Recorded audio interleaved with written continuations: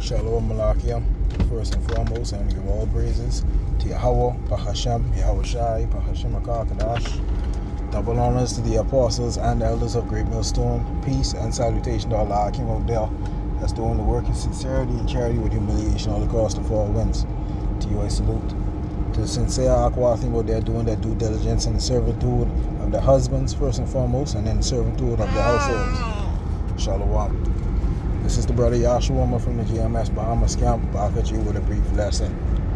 And, it's not going to be too long, but I want to entitle this lesson, Beware of Disobedience. You see, beware of disobedience. Because when you look at disobedience, when you be disobedient, it always causes, it has a domino effect, right? Remember the days of old, right? It only took one time for Lot's wife to look back. It only took one time for Saul to disobey the Lord.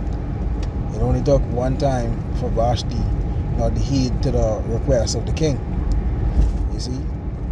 It only took one time for Samson, Salakia, to reveal his secret to Delilah. You see? So we have to beware of disobedience, because it has a domino effect.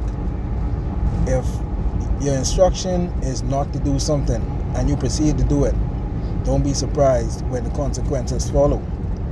You see, don't be surprised, when the judgment for it follows.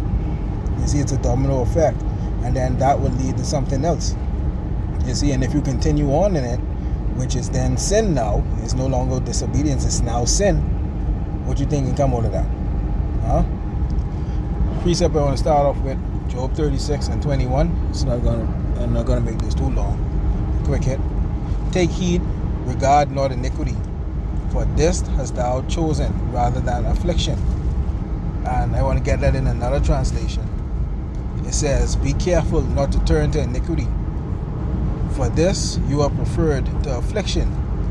You see, when you disobey, that's a form of iniquity. That's a form of iniquity. You disobeying a command that was given to you.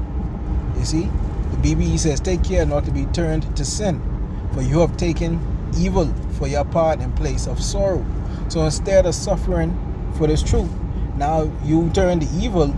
You turn to whatever source, not regarding this truth, and now you committing iniquity. You committing sin, and now the Most High can deal with you for that. You see, I can get one of my favorite precepts in the book of James chapter 1 and verse 13, right?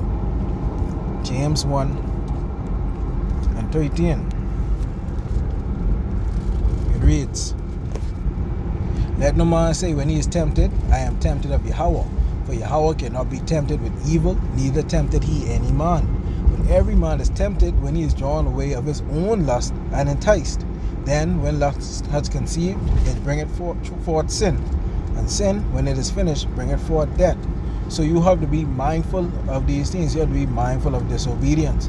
If the Lord give you a message, or the Lord tell you to bring something out, or the Lord tell you to do something, it would be in your best interest to do it. You see?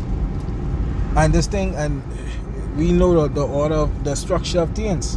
Husbands, if you give your wife a command or you give her instructions, and you always notice when she don't listen, it always leads or trickles into something else. It trickles into some shit that you have to turn around and end up fixing. You see? And we coming into these times now, there's a message to you wives out there. We coming into these times now where there's zero tolerance for bullshit. You see? Y'all don't know the spiritual battle your husbands have to go through. Y'all don't see when we out there on the battlefield, when we out there in the war zone, in the spiritual war zone. You see? So whatever instruction he give you, it will be in your best interest to listen to it from the first jump. Remember, it only took Lot's wife one time to look back. You see what happened now?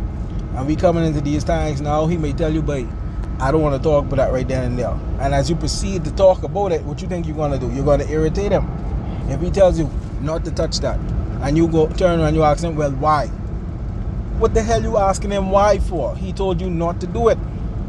You see, what you need to know why, for he don't owe you an explanation. And we men, in this truth, the Lord don't owe us no explanations. If the Lord give us an instruction, we do it. You wives out there, if your husbands give you an instruction, you do it. Because the only thing what you're gonna, anything other than that, the only thing what it's gonna lead to is more iniquity.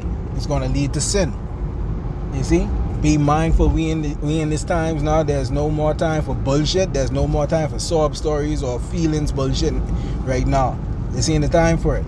This is the time, where we sailing a tight ship. The song says, there's a popular song says, I think it's Damian Marley or Kimani Marley. He says there's no room for mistakes when sailing a tight ship ashore. The ship getting tight now. When we sailing the shore, the finish line right there. Gotta tighten up. Ain't no time for no bullshit. But with that, I want to give all praises to Yahweh Bahashim Yahushai, Bahashim Kakadash, Shalom, and the Bible. Shalom.